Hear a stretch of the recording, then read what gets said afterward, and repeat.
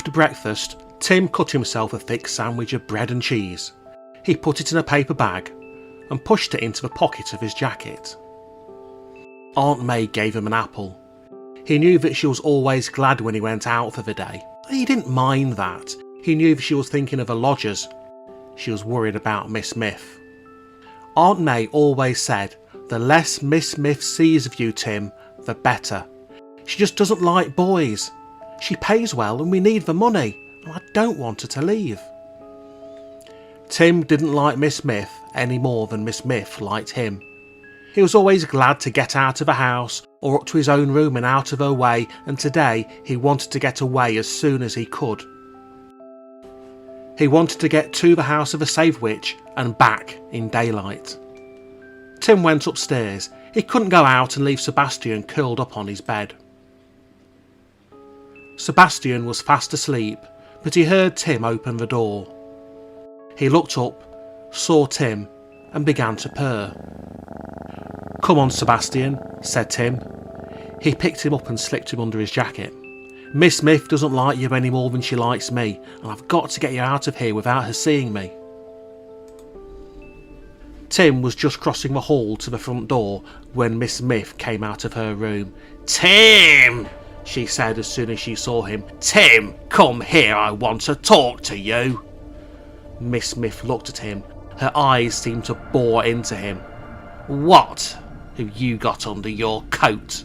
she said. Tim felt Sebastian twitch. There was a loud crash from Miss Smith's room. "Whatever's that?" cried Miss Smith. She turned and rushed back into her room. Tim didn't wait to find out what had happened. He slipped out of the front door. Sebastian jumped out of his coat and ran off to Mr. Berryman's house for breakfast. Tim ran out of the yard and along the canal. The thunderstorm had cleared the air. The sun was shining and even the streets of the town looked bright. 2 dogs were playing on the pavement. Tim stopped to look at them. A boy rode past on a bicycle whistling as he went. Tim had felt tired to begin with, but now he felt better. He began to run. Tim had slowed down to a walk long before he left the town, but at last the sheds and factories were behind him, and he was walking along the canal bank beside the backyards of houses. And then there were trees along the bank and grass, and he was in the country. He could see the houses along the road to his right, but there was a field in between. Tim saw a tree trunk lying across the path and sat down on it to eat his sandwich. He looked down at the tree trunk very carefully before he sat down, but it was just a tree trunk, and as he sat there in the sunlight he felt as if he'd never even heard of the Stump People. Tim didn't stop long. He kept his apple for the long walk home and set off again down the path. He came to the Loch gates. There was no one there. The sky was blue overhead. The sun shone down on the grass and the water lapped against the gates. Tim stood looking at them and wondering for a moment if the hidden people were all a kind of dream. Then he saw the willow tree. He remembered how he and Captain Jory and Tobias had hidden under it. He remembered how frightened the people of the Loch gate had been when they saw Jack. "It's not a dream," he said aloud, "and I must get to Melinda's house and back in daylight, or I shall find that out again tonight." He set off down the path at a run. Tim saw Hollow Hill away across the canal to his left. The path by the canal was still in sunshine, but Hollow Hill itself was in shadow.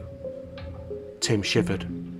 As he looked at the ring of trees on the top of the hill, he saw a sudden yellow glow.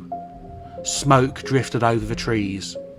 Someone had lit a fire on the top of Hollow Hill. The day suddenly seemed colder. Tim shivered again and ran on along the path by the canal. He hadn't gone far when he came to a clump of trees. He stopped. "That cottage is in those trees," he said to himself.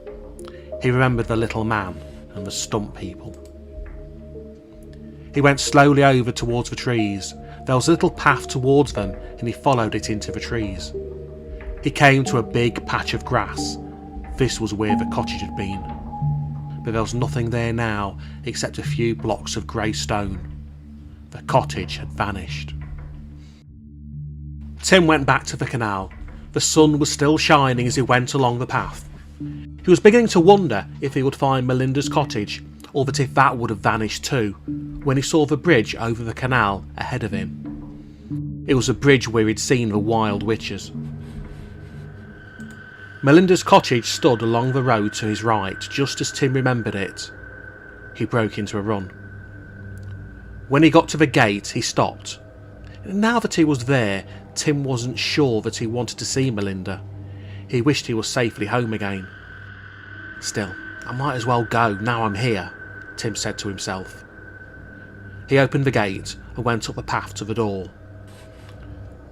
Knocker's face looked out at him from the brass knocker, just as it had done that night months ago when he was here with Tobias. The face seemed to be looking at Tim, and the eyes were very unfriendly indeed. Tim picked up a stone and banged on the door.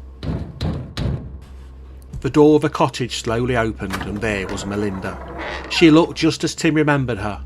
She had the same long skirt and the same ragged shawl, but Tim thought she looked a little more friendly than she had done before. He was glad that she did. She gave him a long, long look, and then stepped back. "Come in," she said.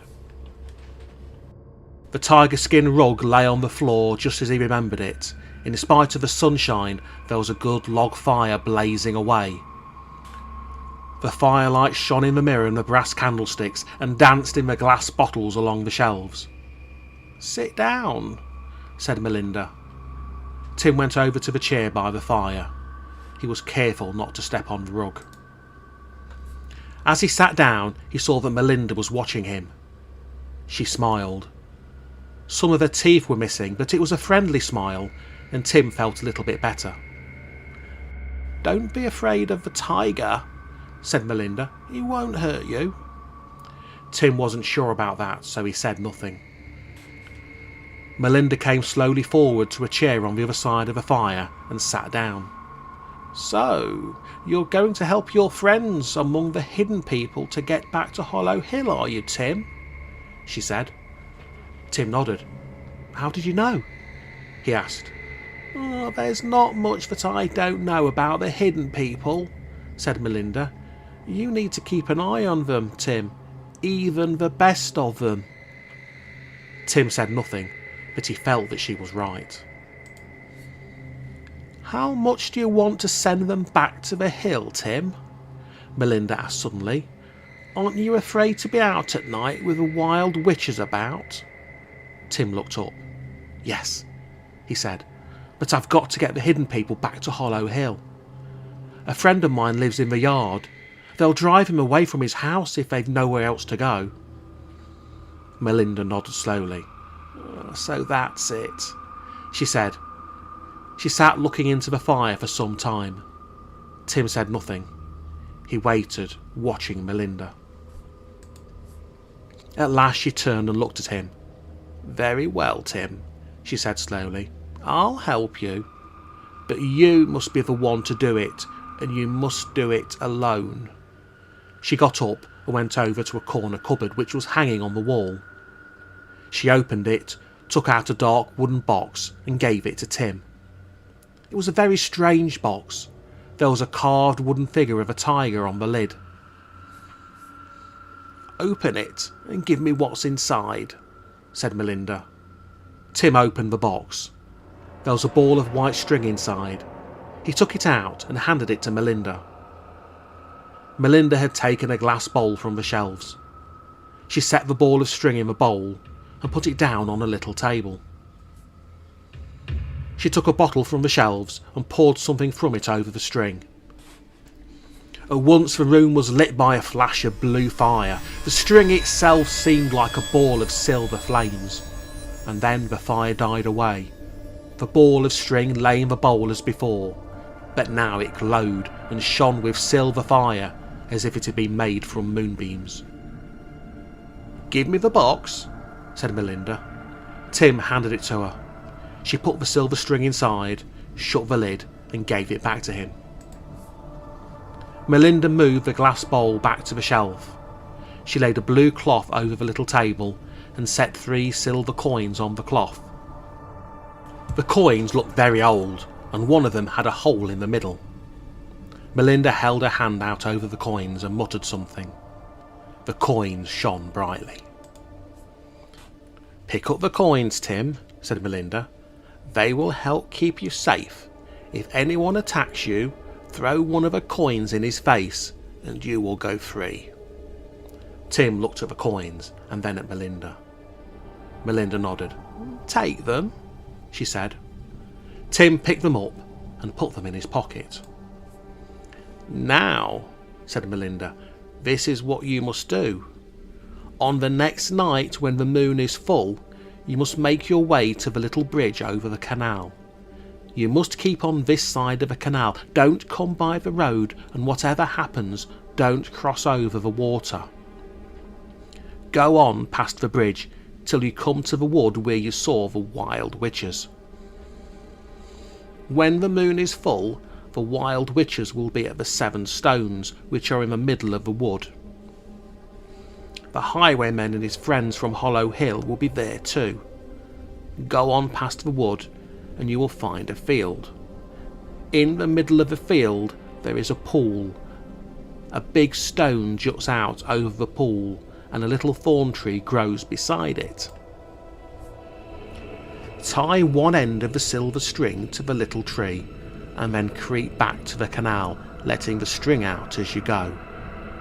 Creep all around the wood, up to the road and round the far side and back to the pool in the field.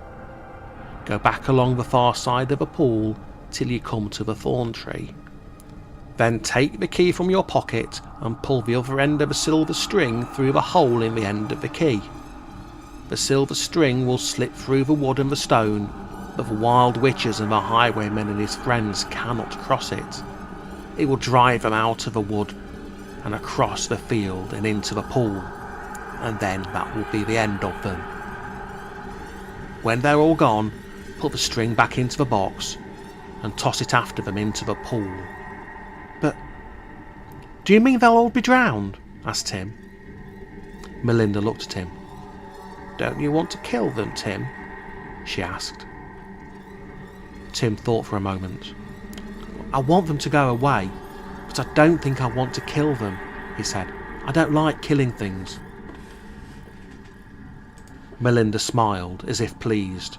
She nodded her head. "You can't kill them, Tim," she said.